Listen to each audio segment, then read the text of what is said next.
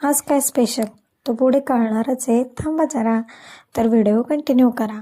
तर सगळ्यात पहिले संध्याकाळी चहा वगैरे झाला आणि एका साईडला भात करायला ठेवलाय आणि इकडे भाकरी करायला ठेवली माझ्या आहूंसाठी.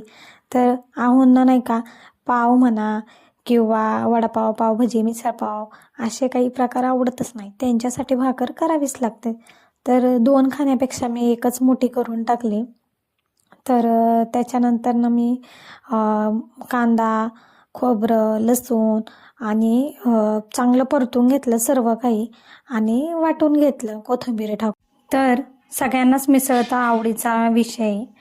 मिसळ पावभाजी तर आवडतेच आणि आता पावसाळा पडतोय तर सगळ्यांच्याच, कोणाला भजी खाऊशी वाटण, कोणाला मिसळ, कुठं पाव, कुठं वडापाव, ह्या गोष्टी तर खातोच आपण. तर मी आता झटपट बनणारी नाही का मिसळ म्हणजे नाही का तुमच्यासोबत रेसिपी शेअर करते.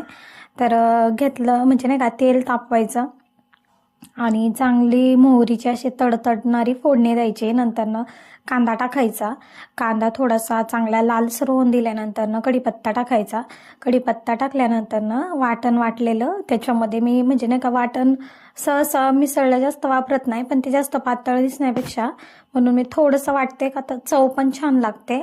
थोडंसं खोबरं, अर्धा कांदा आणि लसणाची एक कांडी किंवा अर्धी कांडी आणि कोथिंबीर ती वाटून त्याच्यामध्ये ॲड केलेली आहे आणि चांगली ते पण परतून द्यायचं. त्याच्यानंतर हळद, कांदा मसाला आणि मिसळ मसाला आणि घरकुल मसाला थोडासा, गरम मसाला हे ॲड करायचं.